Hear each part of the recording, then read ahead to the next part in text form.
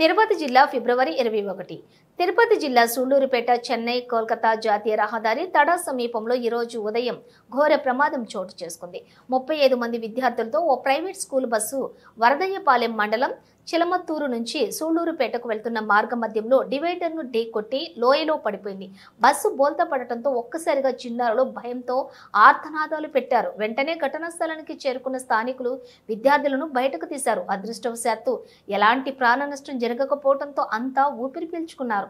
కొంతమంది పిల్లలకు స్వల్ప గాయాలు కావడంతో తడా ప్రభుత్వ ఆసుపత్రికి తరలించారు. మేడం